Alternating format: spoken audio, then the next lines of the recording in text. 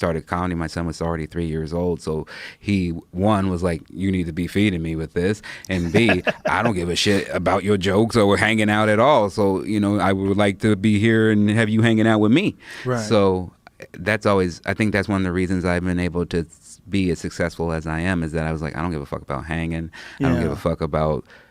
and there's a lot of fear that comes to that, right? Because people are always like, oh, I want to be part of the group. I want to be part of the clique. And if I'm not hanging, I'm not part of the clique. And I was just like, well, they'll know I'm fucking good at comedy. Yeah. And they'll like me from that. You've never had a problem with that. I mean, No, man. That's one of the things about the store. It's a real meritocracy. You'll hear people say, like, oh, you know, like, there's cliques there and they don't accept you. I think that's horseshit. Mm-hmm. If you're funny, nobody gives a fuck if you're gay, straight, trans, white, Chinese, black, fucking Puerto Rican. Nobody gives a fuck. Are you funny? Yeah. And if you're funny, you're in. That place is 100% inclusive. If you're funny, you're in. You know, it's you're accepted for what the kind of heat you bring. You know, when you get on that stage and light that place up, you don't have to hang out. You don't have to be one of the people that parties and drinks. They don't give a fuck. They know you're funny. Yeah. I mean, I've seen you murder. You know, when you can lay it down the way you do, you just accept it. It's just how it is. It's a beautiful thing, really. It's like that the art form of comedy. Mm-hmm. We all know how hard it is to get to that 14-year spot like you're at. And, you know, there's a lot of people that at 14 years are not as funny as you. They're, for whatever reason, psychologically, they've not figured it out. Artistically, they're not true to themselves. Whatever it is, they've never found that. Mm-hmm. And I bet having a child and having that intense responsibility, you know, when you're starting out, you know, being an open micer and also having a child, like, woo, that is extreme. That's an extreme amount of responsibility.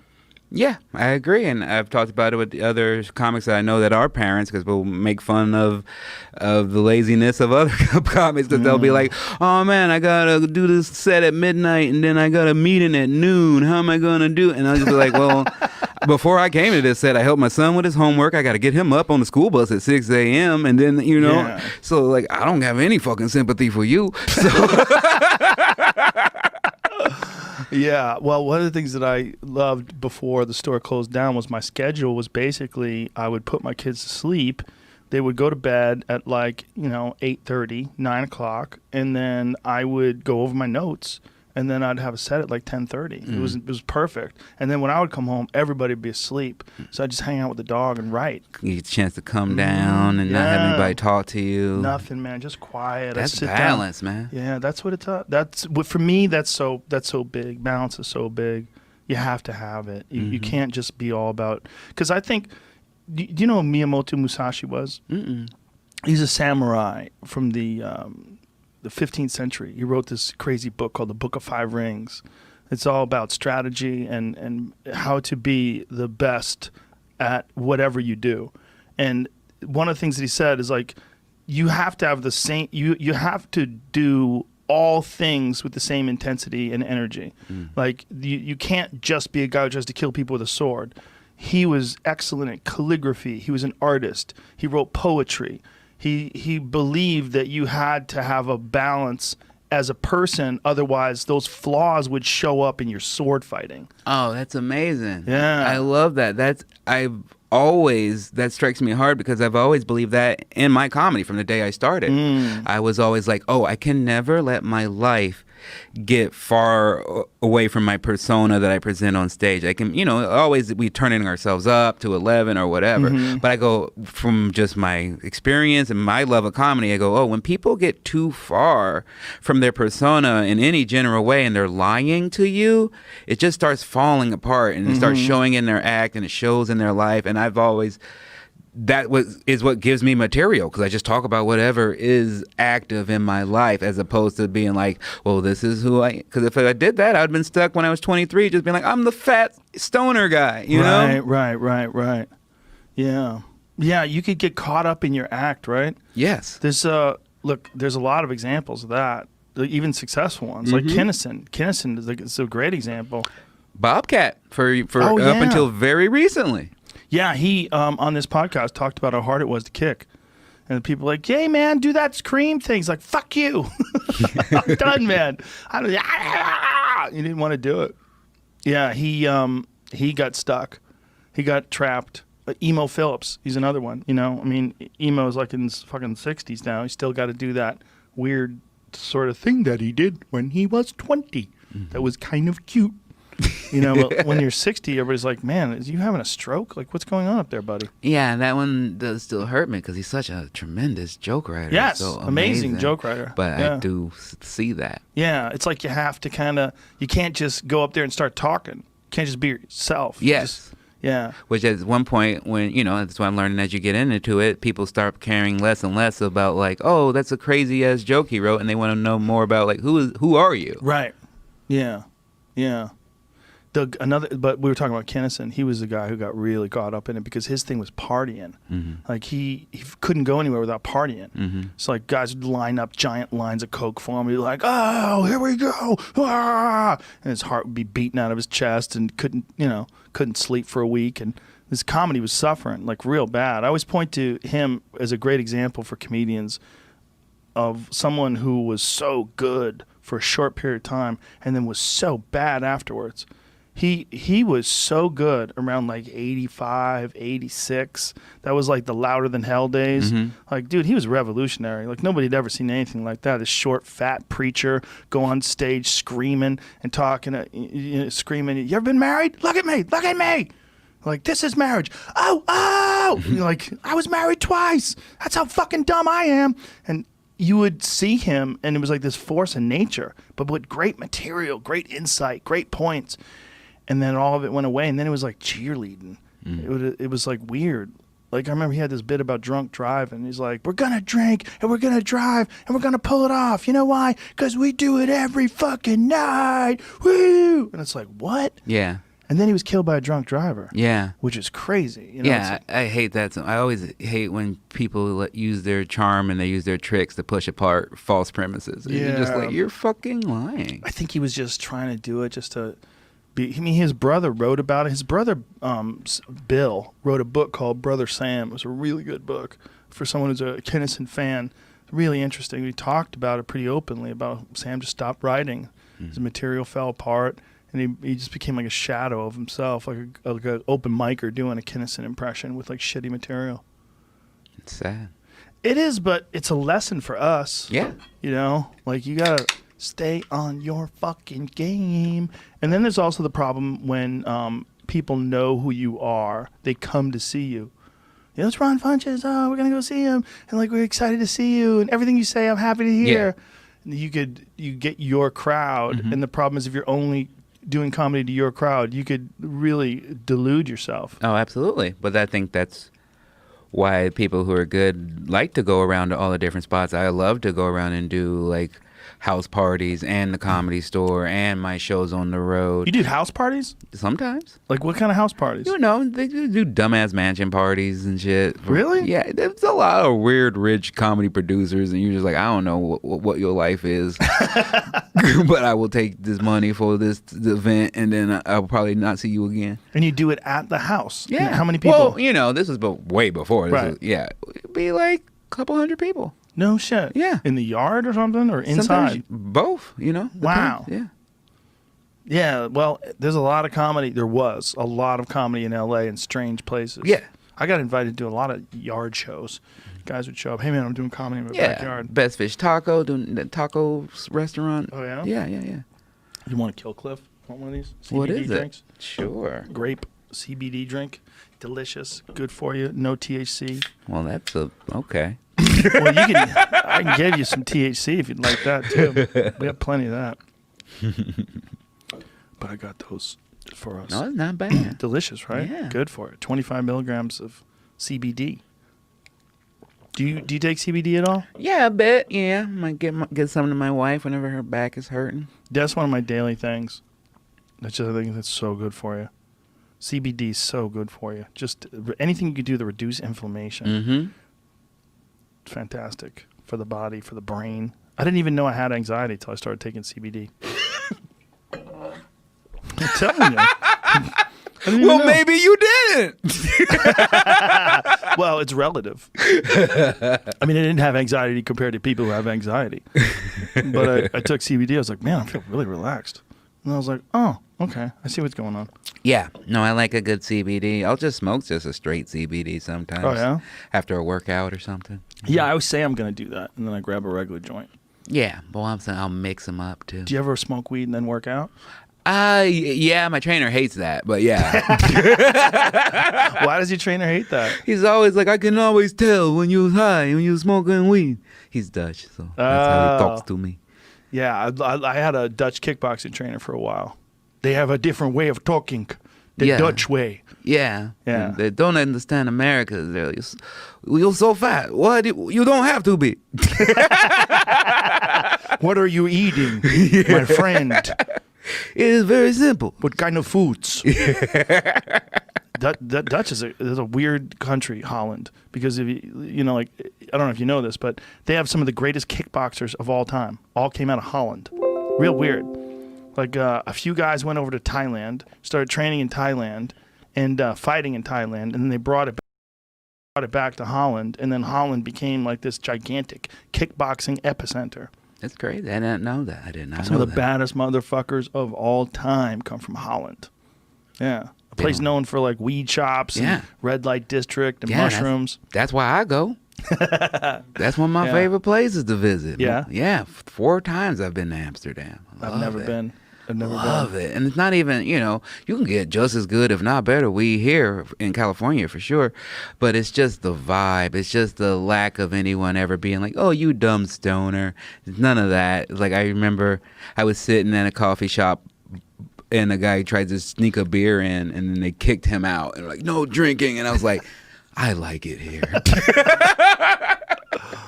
Yeah. It's funny what we chose to allow and not allow.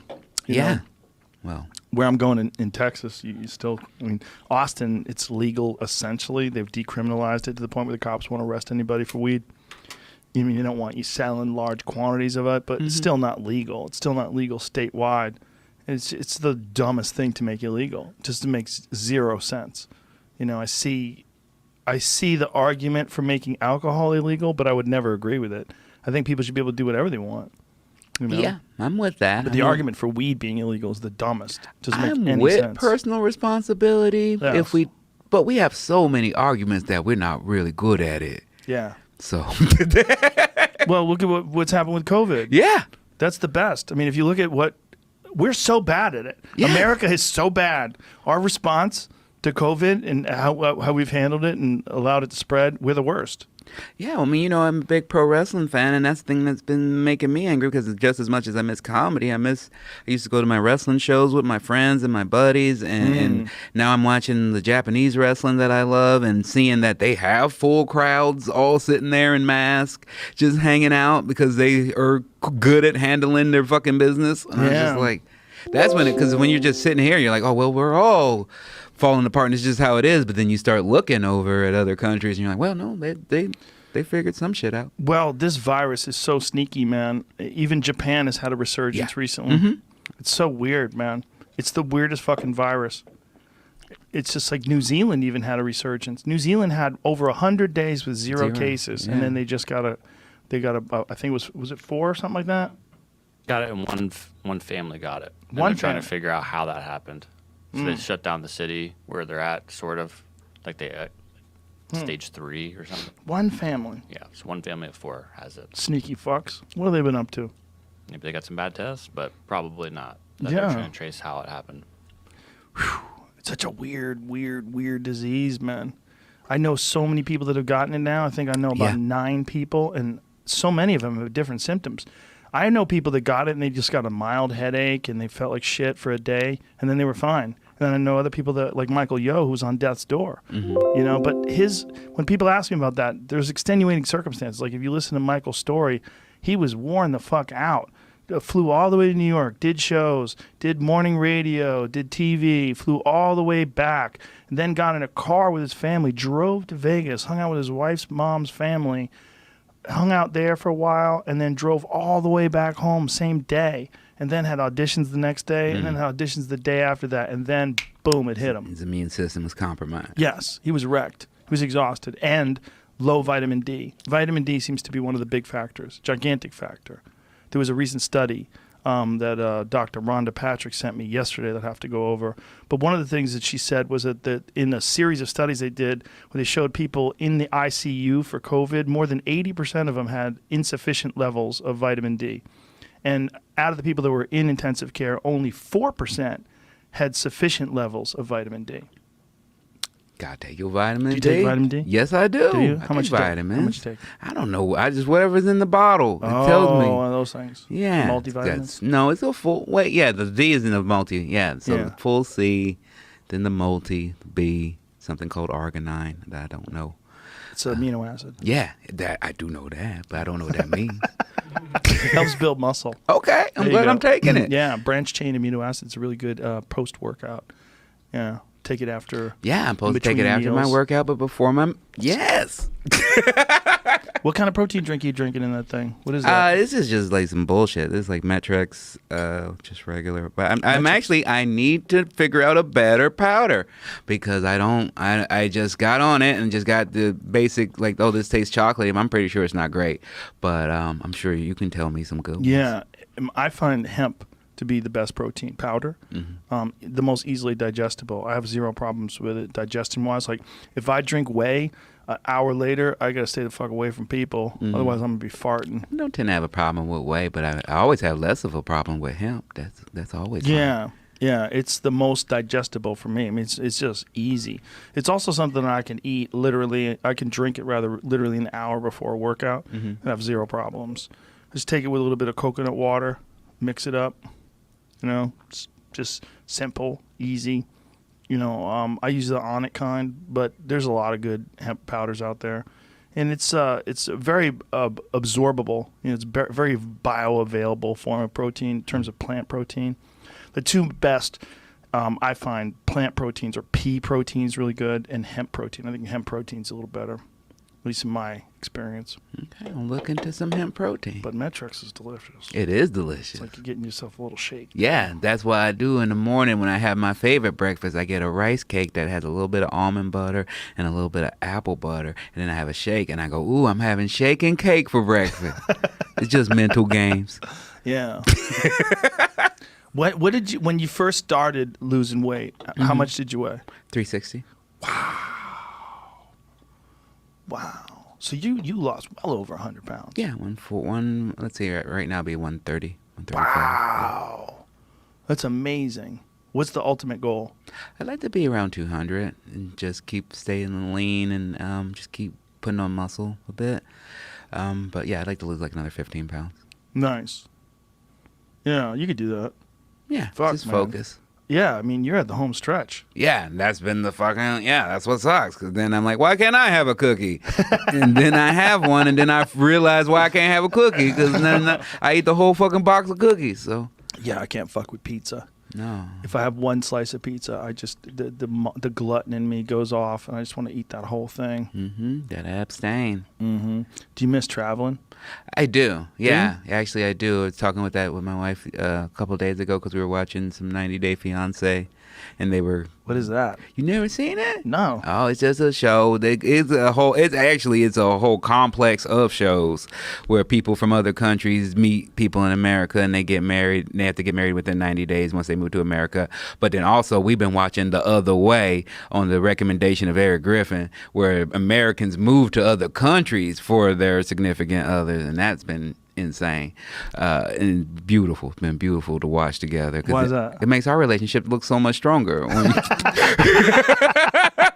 I go, baby, we never said we should start over. I never lied to you about a gambling problem that I had. You know, it just makes us look a lot better when we're watching those relationships.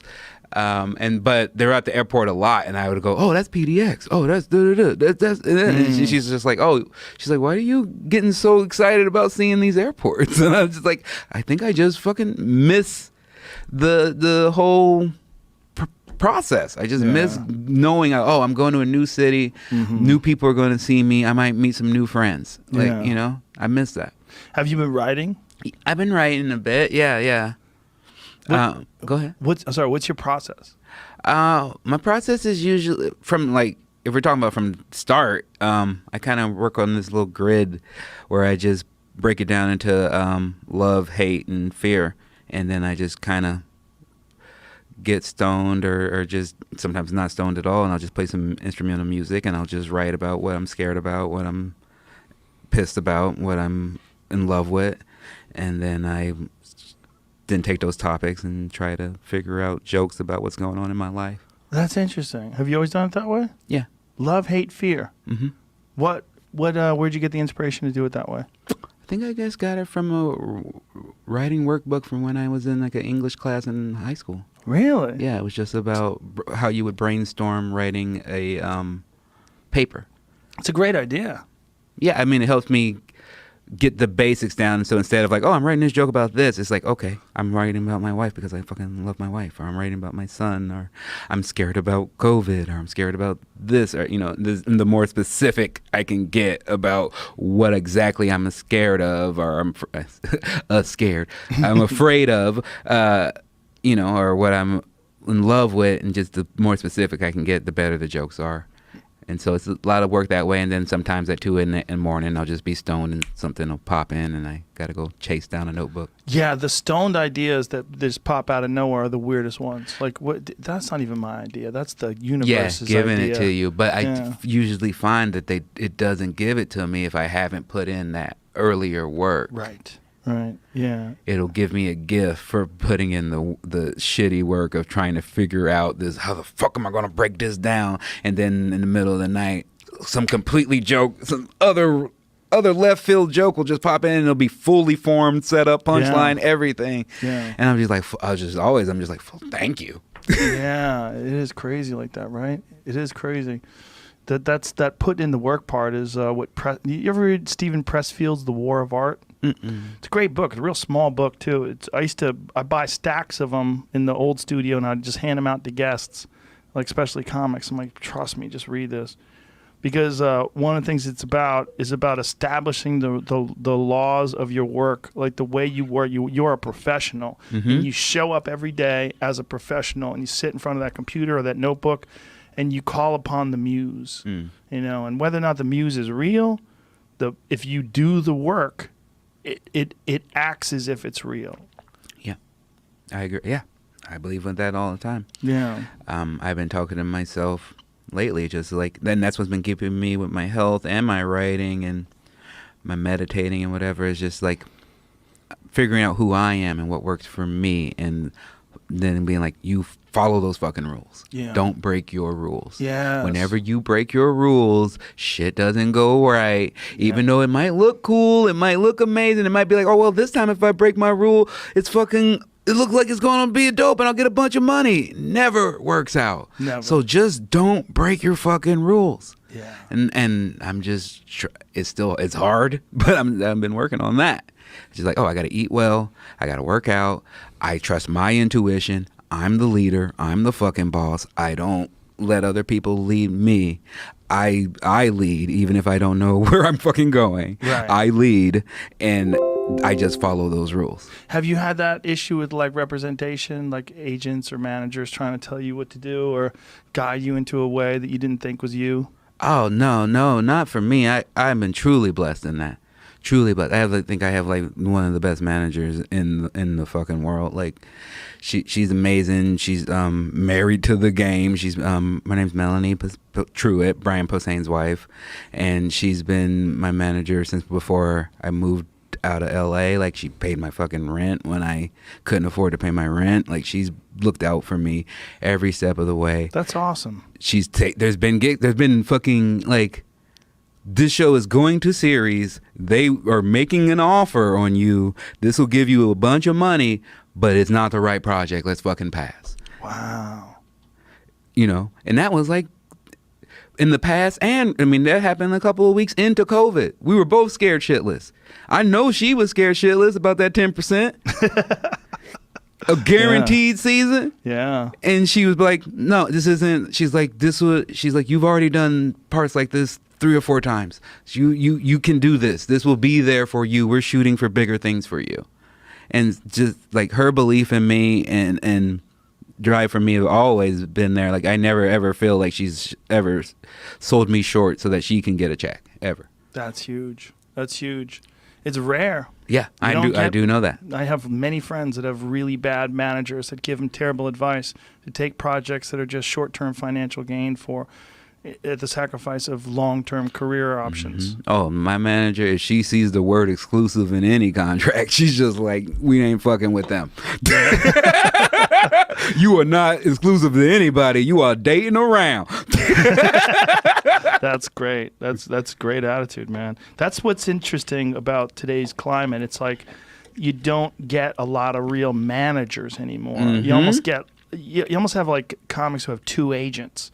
You have your agent, and then you have your manager who's kind of acting as an agent instead of acting as a manager because they're all desperado. Or maybe they don't really have faith in you, so they just want that money. Mm-hmm. They don't really think that you're going to be that person that has a long career or that you could keep accelerating. And they don't believe in the development. Yes, yeah. Yeah, I feel like, my manager's always been she's always kind of seen me 2 years ahead of where I've been at. Like I have that story about recently, but I remember when I first was in Portland and there was this commercial that reached out to me and they wanted me to play a roach in a fucking bug spray commercial. And I was broke as fuck. And she was just like, no. She's like, because we don't know what you're going to be in the next couple of years. And that commercial could be around forever. Smart woman. And so if you need the money that bad, I'd rather just give you the money. Wow. Good for her, man. Yeah, she's dope. And I have many friends who, like, they just are tremendous comedians, tremendous joke writers. One friend who comes to mind immediately, and I've always told him, I was like, you need to dump your manager and get a better manager because you're doing your part. And I don't see why you're not getting more money, you're not getting more chances, you're not advancing at things, they're not putting you on these talking head shows. Mm-hmm. Like, you're doing your part. And I don't, you're fucking, like, he opened for me once. I was like, dude, you're crushing me. And I'm the one getting the bigger check. Like, what the fuck is that? Like, get your business in order. And I've always, I think from having a kid, I've always been very much into the art and very much into the business. Yeah, it's hard for people to find someone like your manager that is dedicated. I got real lucky. I found mine when I was an open micer. Mm-hmm. I've been with the same manager since 1991 or some shit. Something crazy like that. Yeah, that's insane. Yeah, I was like 3 years into comedy when I met him. And I've been with him. And then he's basically not retired, but steps back. And then my manager, Chandra, she took over 10 plus years ago or more. Might be more than 10 years ago now. And they're just the best in terms of like seeing the big picture. And the same thing you're saying about your manager, just looking at the business in terms of like, what do you really want to do? Like, what's going to make you happy? Like, there's things you can do for money, but what are you here for? Yeah. Like, what do you want? You want to like walk away from everything you do going, that was great. I enjoyed that. That's what I wanted to do. Like a special, thank you, good night. You want to go, we did it. We nailed it. High fives all around. That's how you want to be able to achieve those moments and get those feelings. And I know this is unrelatable to some people that are listening to this, but I think that way with everything. And maybe you don't have a manager for whatever your goal is in life, but you kind of have to think about it as your own manager. You got to think, like, what do I really want to do? And are the steps that I'm taking, or the things that I'm doing right now, are they moving me closer to that? Mm-hmm. And if not, what the fuck do I have to do different than what I'm doing? Yeah, I mean, to me, I have that manager. I also have my vision board. I have my shit that I do on my own. I am vision board. Oh yes, Joe. What's at the top of the vision board? What's on my show? Get my own fucking show about my son being a single dad of a son with autism, making it a fucking dope ass comedy. What Netflix should do that? That seems like a perfect thing. You would think. That seems like a really good idea for a show. I think so. We found a spot. We're working on it. Okay. All right. You got to keep them, Mom. We'll talk later. Is that just more? I want to be a lead in some movies. I want to do more. I always see myself as like this Rick Moranis, Billy Crystal type of unconventional, charming leading man. And maybe you need a buddy. I could use a buddy. Yeah, you need Chris Farley needed David Spade standing in the middle of the hallway with his pants down and his dick tucked in between his legs. It's like that's Bobby Lee. Mm-hmm. We've all seen that. You said you meditate? Yeah. Like, what do you do? Nothing like, nothing special. Just sit around doing 10-minute little meditation. And when I get up in the morning, sometimes they're guided. A lot of times they're not. But I talked to, I don't know, you know who Donick Cary is? He's a writer. He's a tremendous writer. Wrote for The Simpsons, wrote for Letterman. And he came on my podcast and he just told me about this thing that he was doing, this acronym that he was doing every day, Mr. Always. Just meditate, read, art, write, exercise every day. That was like part of his rules. And so I was like, oh, I'm going to try to adapt that into my rules. Away with his pants down and his dick tucked in between his legs. It's like that's Bobby Lee. Mm-hmm. We've all seen that. You said you meditate? Yeah. Like, what do you do? Nothing like, nothing special. Just sit around doing 10-minute little meditation. And when I get up in the morning, sometimes they're guided. A lot of times they're not. But I talked to, I don't know, you know who Donick Cary is? He's a writer. He's a tremendous writer. Wrote for The Simpsons, wrote for Letterman. And he came on my podcast and he just told me about this thing that he was doing, this acronym that he was doing every day, Mr. Always. Just meditate, read, art, write, exercise every day. That was like part of his rules. And so I was like, oh, I'm going to try to adapt that into my rules just as a way to keep that going. So that's part away with his pants down and his dick tucked brain. Yeah, and then you're surprised about adapt that into my rules, adapt that into nothing like, nothing special. Just sit around doing 10-minute little meditation. And when I get up in the morning, sometimes they're guided. A lot of times they're not. But I talked to, I don't know, you know who Donick Cary is? He's a writer. He's a tremendous writer. Wrote for The Simpsons, wrote for Letterman. And he came on my podcast and he just told me about this thing that he was doing, this acronym that he was doing every day, Mr. Always. Just meditate, read, art, write, exercise every day. That was like part of his rules. And so I was like, oh, I'm going to try to adapt that into my rules just as a way to keep that going. So that's part of what I do. Meditate, read, art, write, exercise every day. That's awesome. Yeah, I mean, that's a beautiful thing. If you could structure your life like that and make sure you follow those principles, you'll just get more out of your brain. Yeah, and then you're surprised about, like, for all the times you're bored and you're like, oh, there's too many hours in a day. You're like, if you got to go through all those fucking things, you'll be like, fuck, half the day is gone. Yeah. I don't understand people that say there's too many hours in a day. Like, what are you doing? Like, I want 100 lives. I want to live 100 separate lives so I could just do different. I literally don't do things because I'm scared I'll get too into them and then I will have less time for all the other shit that I'm already obsessed with. I'm the same way. I mull over the decision for an extended period of time because I know once I make the decision, I'm all in. And that was like, I started playing video games on Twitch and doing these little comedy nights on Twitch where I show old videos and make fun of people, because that's part of the things that I miss was that not just watching comedy. I miss being in the back of the room making fun of this punchline or this tag and then being like, oh, that's good. I miss that. So I've been doing that on Twitch and playing games with people. But it took me a long time to decide to do it because I was like, oh, once I do it, Mr. Always, just meditate, read, art, write, guided. A lot of times they're not. But I talked to, I don't know, you know who Donick Cary is? He's a writer. He's a tremendous writer. Wrote for The Simpsons, wrote for Letterman. And he came on my podcast and he just told me about this thing that he was doing, this acronym that he was doing every day, Mr. Always. Just meditate, read, art, write, exercise every day. That was like part of his rules. And so I was like, oh, I'm going to try to adapt that into my rules just as a way to keep that going. So that's part of what I do. Meditate, read, art, write, exercise every day. That's awesome. Yeah, I mean, that's a beautiful thing. If you could structure your life like that and make sure you follow those principles, you'll just get more out of your brain. Yeah, and then you're surprised about, like, for all the times you're bored and you're like, oh, there's too many hours in a day. You're like, if you got to go through all those fucking things, you'll be like, fuck, half the day is gone. Yeah. I don't understand people that say there's too many hours in a day. Like, what are you doing?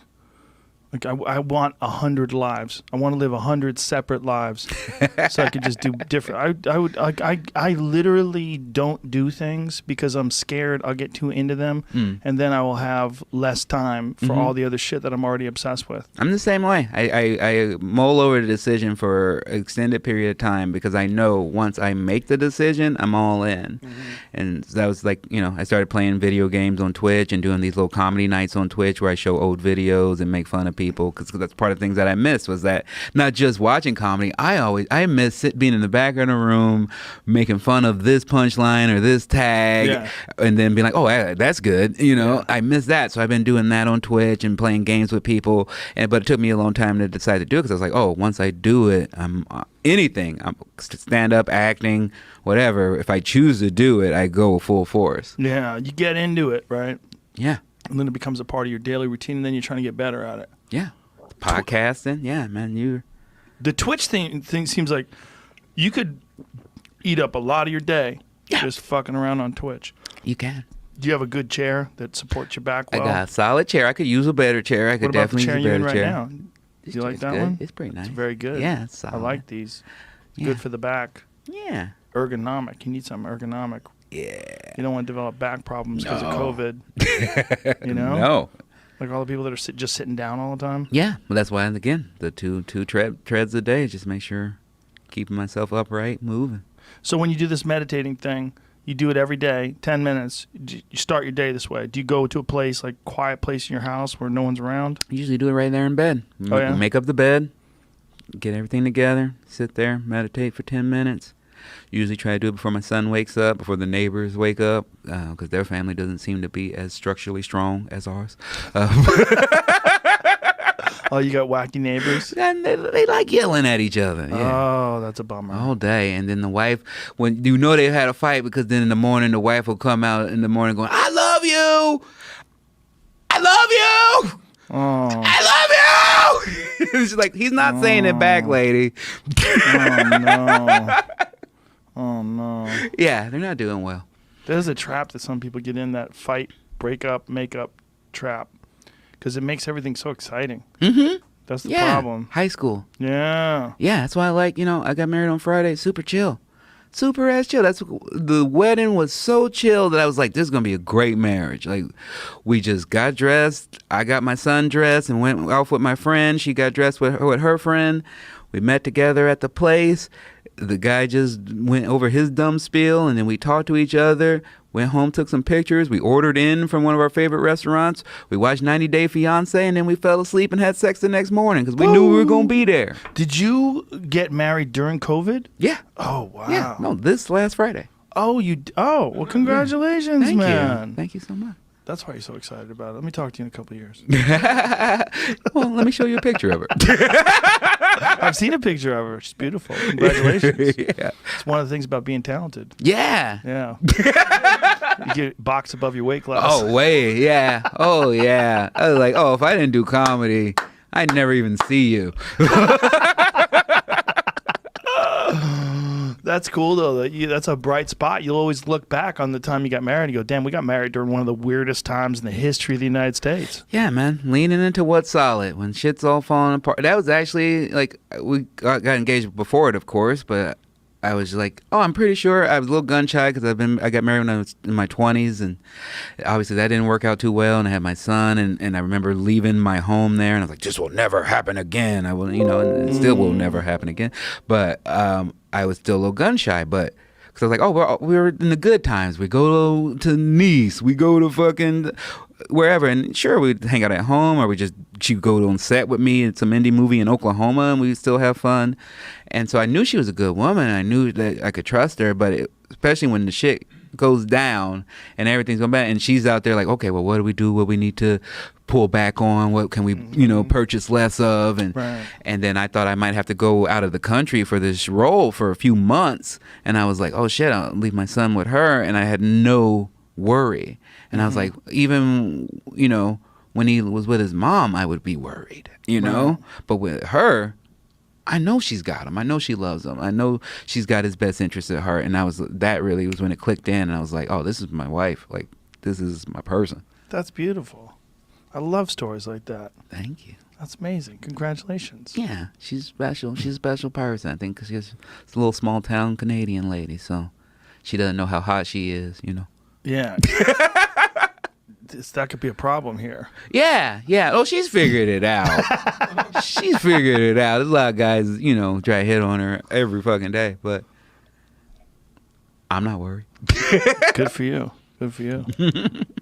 I wonder when this is going to end, the lockdown. When are we going to get back to normal? Are you going to be one of the first in line for a vaccine? Or are you going to wait it out? I got to wait in the middles. I got to be somewhere in the middle. As a parent of a child with autism, vaccines scare me in some ways, but it's still obviously. Do you think that vaccines cause autism? I don't believe they cause autism. I believe they can accelerate certain things in people who maybe are predisposed to having it. I can only just tell you I will tell you a personal story, and people can choose to like it or not. But I just remember the day that we got my son his first vaccinations, and he had been developing normally and just been chill and been talking and doing all the things pretty normally. And then we got him the vaccine, and me and my ex-wife, and we just remember he just kind of like was out of it. And we even, because me and my ex-wife were big potheads, we were both like, oh, look how stoned he looks. Look how fucking, he looks so stoned and he's out of it. But he fucking never came back. And so that was a moment where I was like, you know, I don't know if it caused it or that, but I've always like, that's the story I can tell you. Wow. It's not the first time I've heard that. You know, I have a friend, my friend Johnny, had a very similar situation. I don't know. I know how adamant the people that make vaccines are that vaccines don't cause autism. And I know it's a fiercely debated issue. And in fact, Dr. Peter Hotez, who is an expert in vaccines, who actually has an autistic daughter, is adamant about the fact that there's apparently different environmental factors that contribute to autism, and they think all of it takes place during the womb. But I don't know. I can never be like, well, vaccine gave my son autism. I would never say that. I will just tell you that story. Yeah. The thing is, if that was the case, how much do you think would ever get out that all these people who have this similar story all have a case against the pharmaceutical companies? I mean, do you just wrap your mind around the legal troubles? And I'm not saying that vaccines cause autism, but what I am saying is if they did, there would most certainly be an effort to conceal that. Yeah, absolutely. Most certainly. Absolutely. That would be a crazy lawsuit. Because, I mean, how many children are autistic in this country? Do you know? I don't know, but I know it's a lot. It's a lot. And the question has always been, are there more now because fathers are older, mothers are older, environmental factors, or that we're diagnosing it now, we didn't diagnose it before, we didn't understand it before? I mean, the first time I even heard of autism was Rain Man. Mm-hmm. Remember the Dustin Hoffman movie? That was the first time I ever heard about it. I didn't even know what it was. I never met anybody who had autism, so I saw that and I was like, what's going on there? Yeah, same to me. I never thought about it, never had any second thought about it at all. And then until when my son was diagnosed, and then had to become much more aware about it. And it's still a thing that I get hit with because I'm just a dummy, because I'll be like, okay, my son's got his high school and he's doing well and he's going to his classes, and then they have to actually sit there and they go like, okay, you know, he's getting a certificate, but you know this isn't he's not a real high school graduate. And I'm like, what? You know, I know he's a high school graduate and I want my son to go to college. And then I have to sit back and go like, oh, wait, fuck, we have a different road. We have a different life. And actually, this lockdown and everything has really been helpful in going through that and just being like, well, everything's fucking weird and different. And because I'd always been like, well, no matter what, I'm going to pay. My son wants to go to UCLA, so I'll pay him to go to UCLA, even if it's just life classes or whatever. But now I've been thinking about more like, okay, let's just figure out a way for him to be more independent on his own, physically, financially, whatever he can do. He might not go to college. He might go to college. But, you know, again, if I make my show, I'm like, well, he's got to be a consultant on this show. He's got to do this. He's got to do that. I just want him to have a good life, basically. Of course. Is there anything that helps him? Like, does anything alleviate some of his symptoms? I mean, just the constant therapies that he's been in. He's diagnosed when he's 2. He's 17 now. So he's been in school since he was 2, just doing different, you know, from pre-kindergarten therapies through voice therapy. And I just think it's been that constant. Right now, he's getting a lot of social skills therapy where he was before everything got locked down. He was doing this thing called the Miracle Project, which is awesome. They just take kids with different backgrounds and teach them social skills, take them on different outings. And my son was doing a play, which unfortunately got canceled because of it. But they sent us a tape of the rehearsal, and it was dope because it was the day I got found out I wasn't getting this role, and I was real upset. It was on my vision board of like, I want to fucking get this role, and didn't get it, and I was pissed off and doing the same thing. Like, fuck Hollywood. They don't understand how good I am. And then I just watched my son and all these other autistic teenagers do their own production of a play. It's the silliest thing I've ever seen. My son is singing the SpongeBob theme song. Another kid is singing a Drake song, and just seeing them go from being these awkward in their shell, not, you know, looking down, looking at the floor, and then the moment that they're actually interested in something, when my son hears this song play, or they know it's their turn to say their line, them light up and fucking just nail their line and be fucking great at it. And I was like, man, that's what art is. That's what I love. Is I don't give a shit about money about it. I mean, it's nice to pay my bills, but I like this feeling that I get from it, and of watching my son get to do it, and it just makes me feel good. I'm sorry, this is a rambly ass story. No, that's not rambly at all, man. You're expressing yourself. That's not rambly at all. Yeah, I mean, sometimes you need to be exposed to different things just to put it into perspective. Just how fortunate we are, and how fortunate, you know, how easy we really do have it, and how good we really have it. And sometimes, you know, when you have ambitious goals and you have, you know, your eyes are on the prize, you got a vision board, and you're like, fuck, why isn't this happening for me? Sometimes you got to see some struggle. You got to see people that just aren't doing that well to realize, like, oh, I'm all right. Yeah. I've been made very well aware of that. I'm fucking doing extremely well. Extremely. That's one of the best things, I think, about COVID initially. I mean, it just took too long, and it's been too fucked up now. But initially, I felt like one of the good aspects of having this thing where you're forced to stay home and everybody's worried about a disease is like you realize, like, hey, family, friends, loved ones, this is what's important. All this other bullshit is like, when the world is falling apart, the love that you have for your family and your friends, that's what's important. Yeah, it felt good like that for a couple of weeks, and then everybody felt like they started tearing at each other. Yeah, they got scared. Yeah. I mean, God, social media is so fucking terrifying now. Just dive into this just pit of animals eating each other. It's like, oof, everyone's so angry. There's so much anger, and then also, it's like the worst timing ever, right? Trump, and then the fucking elections are coming, so there's all this chaos, and Joe Biden can't talk, and the fucking, you know, and November's around the corner. It's like, oh my God. And then everything's still locked up, and it's like, oh my God. And they're talking about dropping down the unemployment check to $400 instead of $600, and then they want the states to pay 25%. The states like, we don't have the fucking money. Like, oh Jesus. Yeah, it's fucking nuts. But then, you know, it's overwhelming until you just go to the basics of it. That's something I always believed from when I was very young, and I think it's something as a young African-American man, pretty early, where you just go, nobody's got my fucking back.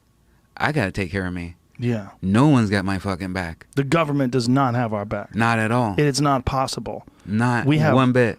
Grossly overestimated their ability to actually, like, manage something like this. Yeah. Which is in turn why, like, I've seen what we see in that social media of us eating each other and going at each other, especially anyone that is considered of any stature. I mean, I see it happen to you all the time, right? With people coming at you for one thing or another, and I laugh about it because I'm just like, it's just fucking Joe. Who cares if he doesn't like video games? Who gives a fuck? Like, I don't care. The problem is they didn't even listen to what I said. Yeah. They took a chunk of what I said and took it out of context. I love video games. That's the problem. Yeah. But I even old school Quake guy. Yeah, and I even talked about in that same clip, and we wound up putting the full version of it online because someone had taken like a 50-second chunk of it. But I even talked about there's people that do make a living at it, a lot of money. There are people that do it. Yeah.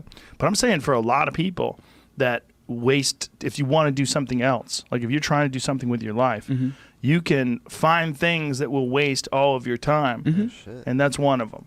Yeah. Well, I mean, I like streaming and I like playing games, but it's also the reason why I do the comedy and I do other things is because I think at the very base of it, there's no stability of trying to make your living off of someone else's product.